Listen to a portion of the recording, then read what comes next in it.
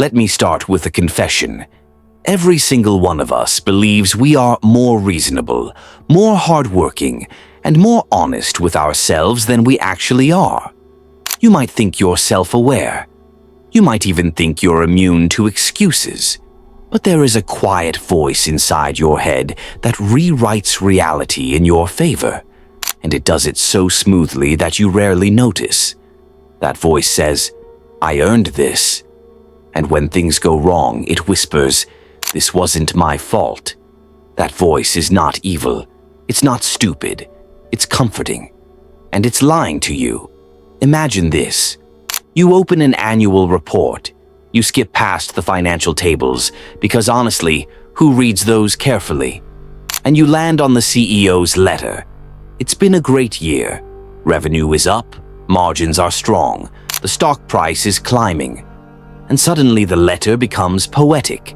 The CEO talks about vision, leadership, bold decisions, relentless execution, a strong culture, a world-class team, handpicked, of course. Every success is framed as intentional. Every win is personal. Now rewind. Same company, different year. Revenue is down. Margins are shrinking. The stock price is bleeding. The tone changes instantly. Now the letter talks about macroeconomic headwinds, unfavorable exchange rates, regulatory pressure, geopolitical uncertainty, supply chain disruptions, unpredictable consumer sentiment, unfair competition, bad timing.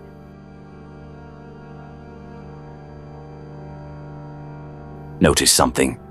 The CEO didn't suddenly become less intelligent. The team didn't suddenly forget how to work. The culture didn't evaporate overnight. What changed was the story. When things go well, success belongs to me. When things go badly, failure belongs to the world. This is not a corporate problem. This is a human problem, and you learned it long before you ever read an annual report. Think back to school. You get an A on a test. What do you think? I studied hard. I'm good at this. I'm smart. You fail a test. Suddenly, the test was unfair. The teacher doesn't like you. The questions were confusing. The grading was harsh. The timing was bad. Same brain, same person, two completely different explanations. You didn't sit down and consciously lie to yourself. You didn't say, "Let me distort reality to protect my ego." It just happened. Now fast forward to adulthood. Grades are gone, but the scoreboard hasn't disappeared. It's just changed shape. Now it's money, careers, investments, relationships, status, reputation. You make a great investment. You feel sharp, disciplined, insightful, ahead of the curve. You lose money. Suddenly it's the market. Volatility, manipulation, bad luck. A dishonest advisor, a black swan, something no one could have predicted. Listen carefully. This bias doesn't just protect your feelings, it protects your identity. Because if success is you, then failure cannot be you. And that's the trap. Let me make this painfully concrete. Picture this. You buy a stock, you read a few articles, watch a couple of interviews, you feel informed. The stock goes up. You tell yourself, "I saw what others didn't." You might even start giving advice. You might even start believing you have a system. Now imagine the same stock crashes. You don't say, "I misjudged this." You say the market is irrational. You say no one could have seen this coming. You say this was manipulated. You say long term, I'm still right. And here's the dangerous part. You might actually believe it. This isn't about dishonesty. It's about memory. People don't just rewrite stories for others. They rewrite them for themselves. Researchers once gave participants a personality test. Afterward, they randomly assigned them either a high score or a low score, completely random. No connection to reality. Those who received high scores said the test was accurate, deep, and fair. Those who received low scores said it was useless, vague, and flawed. Same test, same questions, same structure, different outcome, different reality. Your brain doesn't ask, "Is this true?" It asks, "Does this protect me?" And usually, protection wins. This explains something strange. Ask people about their SAT scores years later. Not immediately, a year later. On average, people inflate their score by about 50 points. They're not lying. They're not trying to impress you. They genuinely remember it that way. Their mind quietly upgraded the past because a slightly better version feels more comfortable. Now let me tell you a small, almost funny story. In the building where I live, 5 students share an apartment.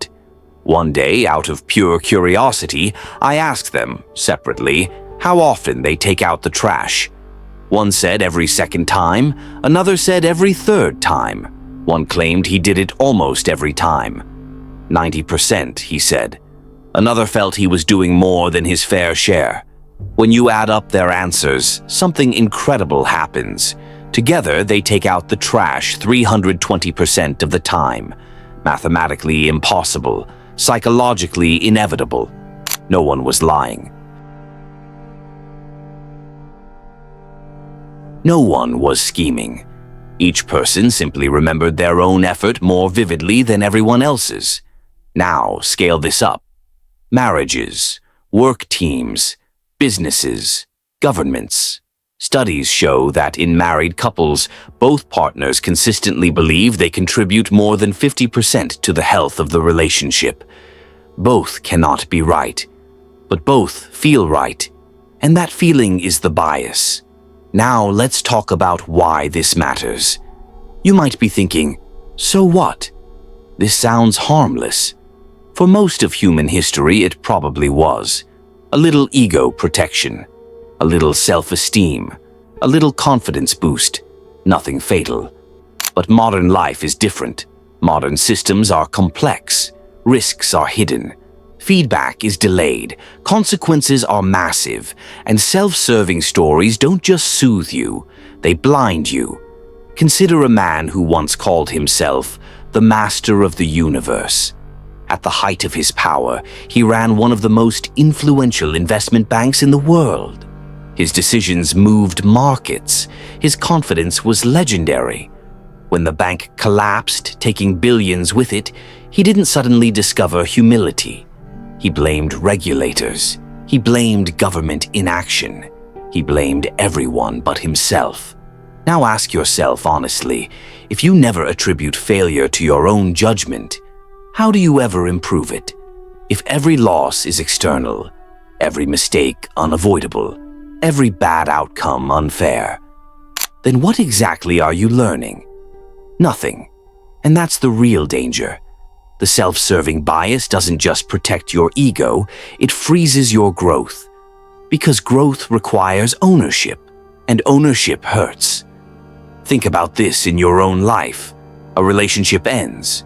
Do you reflect on your patterns, your communication, your blind spots?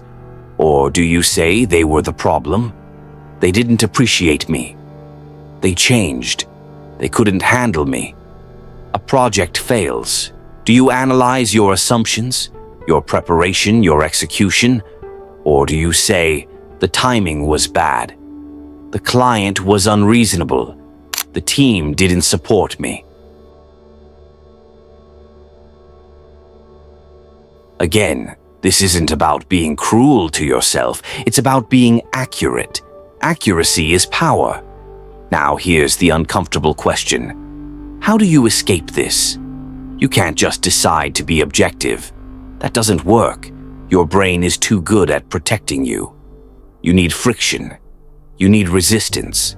You need someone who doesn't care about preserving your self-image. That's why honest friends are priceless. Not the kind who cheer everything you do. Not the kind who say, you're amazing, no matter what. The ones who tell you when you're wrong, when you're rationalizing, when you're avoiding responsibility. If you have even one such person, you're lucky. If you don't, here's a strange suggestion. Find an enemy.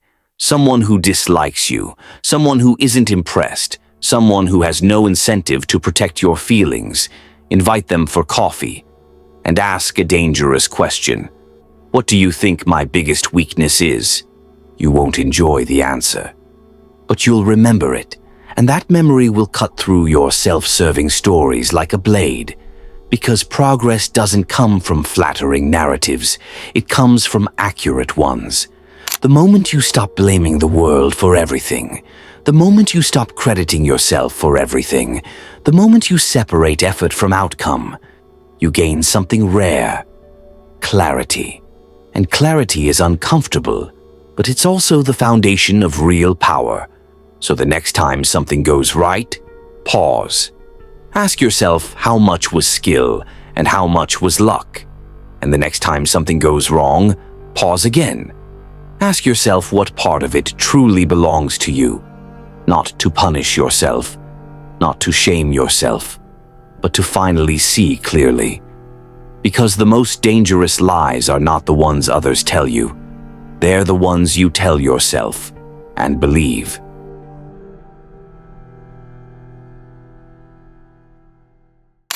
Thanks for spending time with us. If this sparked a new way of thinking, hit like and subscribe to keep the ideas flowing. And don't forget, check the description for the links to the original books and resources we used today. We'll see you in the next one.